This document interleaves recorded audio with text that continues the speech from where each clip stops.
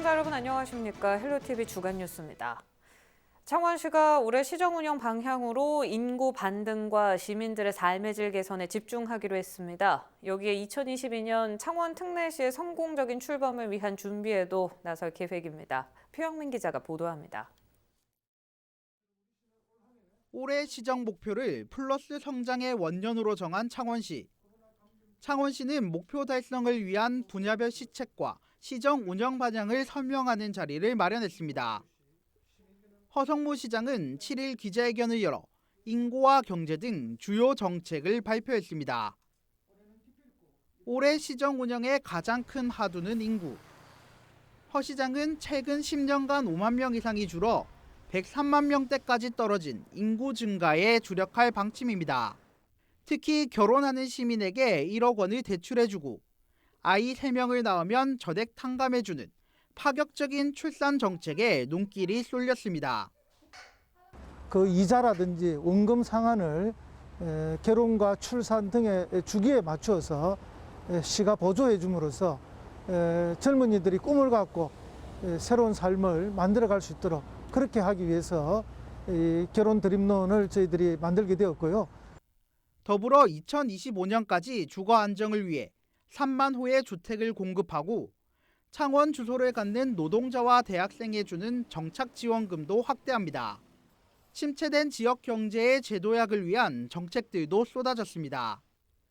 기업 유치를 통해 5년 안에 일자리 2만 개를 창출하고 창원형 뉴딜 정책도 속도감 있게 추진할 계획입니다.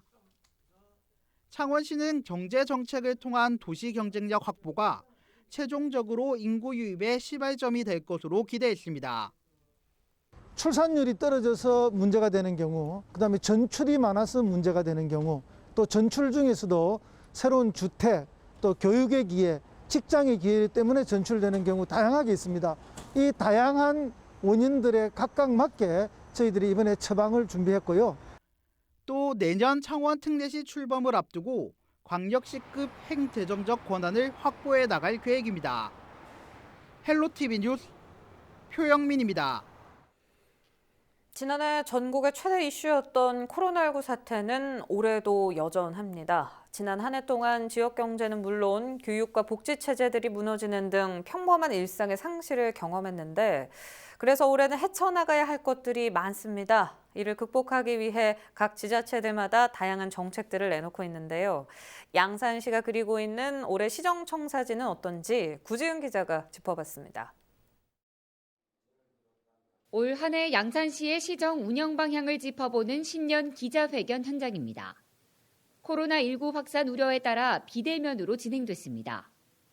김일권 양산시장은 기자회견에서 지난 한 해를 더 큰 도약을 위한 도전의 시간이었다고 정의하면서 코로나19 사태 이후 새로운 정책 변화를 예고했습니다. 지난 2020년은 시민의 힘으로 의미 있는 성과를 만들어낸 축적의 시간이었습니다. 이제 2021년은 양산 미래를 내다보고 행복의 가치를 실현시켜 나가는데 행정의 초점을 맞춰 나갈 것입니다. 김 시장은 올해 양산시정의 최대 과제로 일자리 창출을 꼽았습니다. 청년과 신중년의 현장 밀착형 일자리 사업을 발굴하고 지역 기업들을 육성해 일자리 중심의 경제도시를 만들겠다는 겁니다. 특히 지역 인재 유출을 막기 위해 의생명 특화단지와 스마트 공장을 구축하는 등 새로운 먹거리 발굴에도 집중할 계획입니다. 일자리가 꼭 복지입니다. 일자리를 창출해내는데 최선의 노력을 할 것입니다. 건실한 중소기업들이 굉장히 많습니다. 양산인들을 채용할 수 있는 길을 열어달라고 호소를 할 겁니다. 그리고 우리 양산인들이 거기 가는 걸 주저하지 않도록. 지역 경제만큼 코로나19 직격탄을 맞은 교육 분야의 지원도 아끼지 않겠다는 각오입니다. 양산시의 올해 교육 지원 예산은 170여억 원. 유치원생을 대상으로 1인당 월 2만 원의 급식비를 지원하고 지역 내 9천여 명의 고등학생들의 수업료와 학교 운영비, 교과서 대금에 대한 비용을 교육부와 함께 부담해 학부모들의 경제적 부담을 덜어줄 방침입니다. 또 특활 학교와 창의 놀이교실 등 차별화된 교육 콘텐츠 발굴에도 힘을 아끼지 않을 예정입니다. 학교도 못 가고 하니까 우리 학부모님들이 걱정이 되게 많아요. 그래서 이 교육에 전력 투구를 할 겁니다. 교육에 당초에 지금 시원한 예산에서 또 추경에 더 씌울 수 있는 예산이시면 어린이집까지도 급식이 양산시가 책임을 질 수 있는. 지난해 인구 35만 명을 돌파한 양산시. 원도심과 신도시 개발, 지역 내 10여 개의 산업단지 조성 공사가 마무리되면 인구 유입은 한층 더 탄력이 붙을 것으로 내다봤습니다. 이 밖에도 다른 지자체에 비해 상대적으로 약했던 지역의 관광 인프라 구축을 위한 구체적인 로드맵과 청사진도 조만간 내볼 계획입니다. 헬로티비 뉴스 구지은입니다. 요즘같이 한파가 몰아치면 홀로 사는 어르신들의 어려움이 큰데요. 이맘때 운영되던 강추위 쉼터까지 코로나19 때문에 문을 닫았습니다. 갈 곳 잃은 노인들이 고독하게 겨울을 보내고 있습니다. 김한식 기자입니다. 전기세도 아깝고 난방비도 아깝고 하니까 일부러 불도 안 켜시고 보일러도 안 켜시고 하는 분들이 많으세요. 보통 이제 경로당이 문을 열면 경로당 가서 이제 한나절 지내시고 오시고 하시는데 요즘 그게 안 되니까 어려움이 더 큽니다. 온기라고는 전혀 느껴지지 않는 실내. 수도꼭지는 물론 물통도 꽁꽁 얼어붙었습니다. 70대 어르신이 살고 있는 삼복도로의 한 주택 내부입니다. 방바닥 온도를 재보니 영하 11도를 가리킵니다. 바깥 기온과 크게 다르지 않습니다. 말 그대로 냉골입니다. 전기장판을 깔고 난로까지 켜놓았지만 밀려오는 추위를 막을 수 없습니다. 움직이지 못하게 소리. 추워도 어쩔 수 없지. 이래가지고 지나면서 뭐. 인근의 또 다른 집의 상황도 비슷합니다. 찬바람이 문틈, 창틈을 뚫고 집 안으로 들이치고 바닥에서는 싸늘한 냉기가 올라옵니다. 전기장판을 켜고 두꺼운 옷에 이불까지 두르고 있지만 파고드는 추위를 버티기 힘듭니다. 정부로부터 매월 50여만 원을 지원받지만 방세와 식비 등을 빼면 남는 게 거의 없습니다. 겨울철 10만 원짜리 난방 쿠폰이 나오지만 보일러를 켤 엄두가 나지 않습니다. 겨울이면 꼼짝없이 집안에 갇혀 있어야 합니다. 밖에 너무 추워서 못 나간다 그래. 맨날 그래요. 날이 따시야 좀 내려가고. 너무 추워서 못 내려가. 그 어느 때보다 혹독한 겨울에 취약계층 나홀로 어르신들의 마음마저 얼어붙고 있습니다. 헬로티비 뉴스 김한식입니다. 코로나19가 국내에 유입된 지도 어느덧 1년이 다 돼가죠. 영하권 한파에 확진 검사까지 늘어나면서 보건 인력들은 지쳐가고 있습니다. 조진욱 기자가 보도합니다. 11월 132명, 12월엔 219명. 3차 대유행이 시작된 서부 경남의 코로나19 확진자 수입니다. 역학조사에 동원된 인력도 크게 늘었습니다. 진주의 경우 168명이 현장에 투입됐지만 확산 속도를 따라잡는 것이 쉽지 않습니다. 사천에서는 대형마트 동선이 포함됐던 지난 26일 하루 동안 916건을 검사했고 진주에서는 이통장단에 이어 골프 모임까지 터지면서 하루 1000명 검사하는 일은 예사가 됐습니다. 저희도 고생은 고생대로 하는데 너무 비협조적이고 또 영업이 잘 안 되고 하니까 저희들한테 화내는 거는 어느 정도 이해는 하는데 너무 협조가 안 돼서 마음이 아팠습니다. 마음이 춥죠. 일단 너무 장기간 저희들이 번아웃이 된 것 같아요. 급격히 추워진 날씨는 현장 인력들을 더 힘들게 하고 있습니다. 추위가 본격화된 12월, 서부 경남 대부분 지역의 최저 기온이 영하권을 기록했지만 역학조사관들에겐 난로와 핫팩이 전부입니다. 많이 춥습니다. 다리도 아프고 허리도 아프고 눈도 시리고 그렇습니다. 너무 추우니까 콧물이 타고 내려왔는데 처음에는 훌쩍거리다가 조금 있다가 나중에 입안에 짭은 맛이 나서 보니까는 이게 콧물이 입안으로 들어가고 있었어요. 이런 가운데 부산에선 집합금지를 어긴 유흥업소가 경찰에 적발됐고 폐쇄된 해맞이 명소에 인파가 몰리는 등 전국 곳곳에서 방역수칙을 위반하는 경우가 나타나고 있습니다. 의료진 입장에서 보면은 지금도 뭐 놀러 다니시는 분들 많고 뭐 마스크 착용도 미비한 부분이 많은데 그런 부분에 있어서 좀 더 국민 여러분도 잘 지켜주셨으면 감사하겠습니다. 최근 일주일간 전국의 하루 평균 확진자는 941명꼴. 경남 지역에서도 하루 26명 가까운 확진자가 쏟아지고 있습니다. 아무래도 최전방에 있는 거니까 직접 확진자랑 접촉할 때도 있고, 안 그래도 어제 검사도 받았거든요. 가족들도 걱정 많이 하고 조심해라고, 안 하면 안 되냐고 그렇게 얘기하시는데 그래도 조심하고 있다고 안심시켜드리고는 있죠. 그 어느 때보다 일상이란 단어가 소중한 요즘. 하루빨리 마스크 너머로 서로 간에 웃는 모습을 볼 수 있는 날이 오길 모두가 기대하고 있습니다. 누군가는 해야 되는 일이고 사명감도 조금은 있고. 빨리 백신 접종이 완료가 되어서 본인의 일을 열심히 하고 거기서 보람을 찾고 싶습니다. 이 사태가 빨리 끝났으면 좋겠습니다. 그것밖에 우리가 바라는 게 없지 않겠습니까? SCS 조준욱입니다. 다음 소식입니다. 한국 야구 명예전당을 기장에 건립하기로 협약한 지 벌써 햇수로 7년째입니다. 아직까지 첫 삽도 뜨지 못하고 있는데요. 그동안 기장군의 잇따른 입장 표명과 건의 끝에 지난해 한국야구위원회가 연말까지는 건립 결정을 내리겠다고 밝혔지만 또 해를 넘겼습니다. 장보영 기자입니다. 지난해 10월 오규석 기장군수가 한국야구회관 빌딩 앞에 섰습니다. 한국야구 명예의 전당 사업을 촉구하기 위한 상경 시위 현장입니다. 한국야구 100년, 프로야구 30년을 기념하는 박물관인 한국야구 명예의 전당은 지난 2014년 치열한 경쟁 끝에 기장군이 따낸 사업입니다. 기장군이 부지를 제공하고 부산시가 100억 원가량의 사업비를 투자하기로 결정했는데 착공은커녕 사업이 중단된 상태입니다. 운영을 맡은 KBO에서 운영진 교체와 비용 부담 등을 이유로 사업을 차일피일 미루고 있기 때문입니다. 이미 기장군은 야구장 내면 등 야구의 메카를 위한 주요 인프라 조성을 완료했습니다. 한국야구 100년의 역사를 담을 명예의 전당이 들어서의 공간만 수년째 방치되고 있는 만큼 기장군은 다시 한번 조속한 건립 촉구에 나섰습니다. 당초 지난해까지 의사결정을 완료하겠다고 기장군에 약속했던 KBO.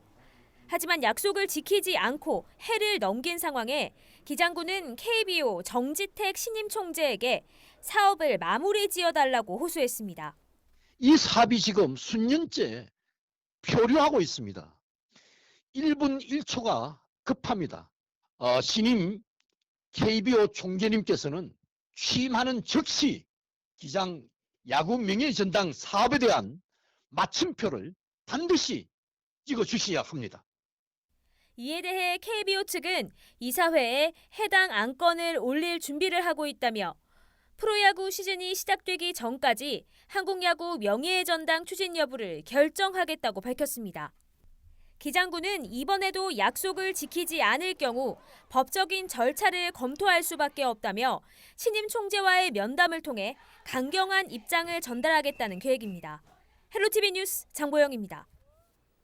우리에게 친숙한 동물 소. 그래서일까요? 서부 경남에도 소와 관련된 지명이 많습니다. 마을과 산, 섬의 이름에 담긴 소 이야기들 남경민 기자가 소개합니다. 농경사회에서 때려야 뗄 수 없는 소. 농기계들이 대부분 소의 일을 대신하게 됐지만 오랜 시간 우리 민족과 함께해온 친숙한 동물입니다. 우리 민족의 일상과 얼마나 가까운 동물이었는지 서부 경남에 스며든 지명을 통해서도 확인할 수 있습니다. 함양의 한적한 시골 마을. 이곳은 마을을 둘러싼 산의 형태가 소를 닮았다고 해 오래전부터 새골 또는 쇠골 마을로 불렸습니다. 1914년 행정구역 개편 때 한자 표기인 우동으로 명칭이 변경됐지만 마을 표지석에도 쇠골을 함께 써놓을 만큼 여전히 주민들에게 친숙한 이름입니다. 원래 우동 마을이 쇠골인데 그 쇠골이라고 그런 게 소 우자를 닮아서 소 눈눈 행국을 닮아서 우동으로 변화된 기라. 진주에도 소의 의미가 녹아든 장소가 있습니다. 황소골로 불리는 곳인데 1994년 이곳에 쓰레기 매립장이 들어선 이후 시간이 지나며 점점 잊히고 있지만 황소골에 얽힌 이야기는 주민들의 입을 통해 아직 전해지고 있습니다. 그게 황소골이야 이거. 대우동을 갖다가 해석을 하면 그날 항소골 täm물이 많이 들어왔거든. 그 건디 가려고 그러다가 빠져 죽은 게라. 이 외에도 산의 생김새가 소의 머리와 같다에 이름 붙여진 하동 두우산, 소가 춤추는 모습과 닮아 우무도라 불리는 사천의 섬 등이 있습니다. 서부 경남에서 소와 관련된 지명은 모두 31곳, 하동에 10곳, 진주와 사천에 각각 6곳이 있으며 서부 경남 전역에서 소와 관련된 지명을 확인할 수 있습니다. 사람과 친숙한 만큼 지명에서도 쉽게 찾아볼 수 있는 소. 마을과 산, 섬의 이름 속에 담긴 각각의 사연들이 눈길을 모으고 있습니다. SCS 남경민입니다.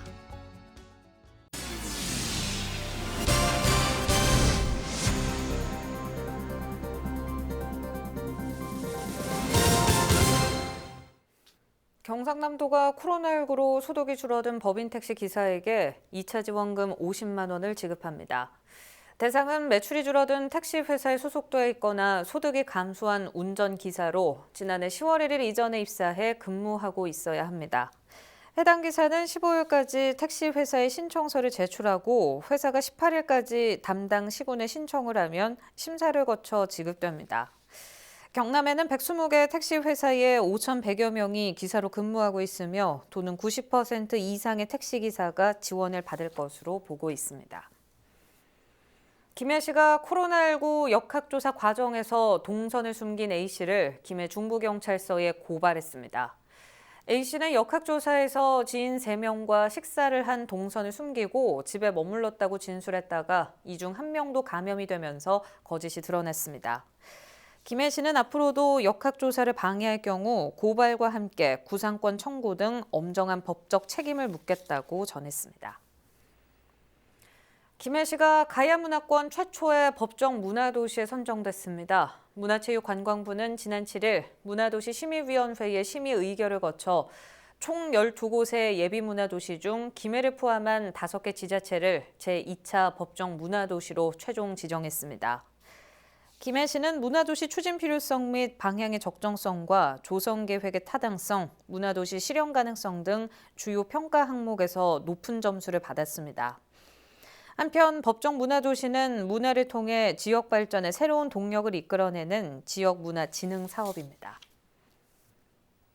삼성중공업이 7일 한국조선해양기자재연구원의 다목적 해상실증 플랫폼 성능 고도화 시스템 구축 사업자로 선정됐습니다. 이번 선정으로 삼성중공업은 오는 2023년까지 2만 톤급 실증 선박에 스마트시 플랫폼인 SBS를 탑재해 국내 조선기자재 업체의 친환경 장비 성능 검증과 고도화 관련 연구를 수행하게 됩니다. 앞으로 김해 지역 청각 장애인들도 김해시의회 본회의를 경청할 수 있게 됐습니다. 김해시의회와 김해시 수어통역센터는 7일 업무 협약을 맺고 청각 장애인의 의정 참여 기회를 확대하기로 했습니다. 이번 협약으로 오는 18일 개회하는 임시회부터 본회의장에 수어통역사가 배치돼 회의 내용에 대한 수어통역 서비스를 제공합니다. 밀양 유해물질을 연구하는 국가기관인 가칭 국가낙동강 수질안전센터가 김해 매리 취수장에 건립됩니다. 환경부가 국비 70억 원을 들여 김해시 상동면 매리 취수장 내에 센터를 완공하면 하류 지역 수질 연구 분석은 매리센터가, 중상류 지역은 외관센터가 맡게 됩니다. 지난해 5월 양산 물금 취수장에서 일사 다이옥산이 발견되는 등 그동안 하류 지역에도 별도의 전문 연구기관 설치 필요성이 제기돼 왔습니다. 클레이아크 김해미술관과 윤술미술관이 문화체육관광부로부터 공립미술관 평가 인증을 받았습니다. 전국 55개 공립미술관을 대상으로 진행된 이번 평가에선 두 미술관이 인력 운영과 재정, 전시, 교육 등 5개 항목에서 높은 평가를 받았습니다. 두 미술관에는 인증서가 발급됩니다. 이 경남에선 경남도립미술관과 창원 마산문신미술관도 평가 인증을 받았습니다. 문체부는 2017년부터 국립박물관을 평가해왔으며 국립미술관을 평가 인증한 것은 이번이 처음입니다. 유튜브 채널 헬로 경남 통해서 오늘 뉴스 다시 보실 수 있습니다. 이상으로 뉴스 마칩니다. 저희는 늘 지영민 곁에 있겠습니다. 시청해주신 여러분 고맙습니다.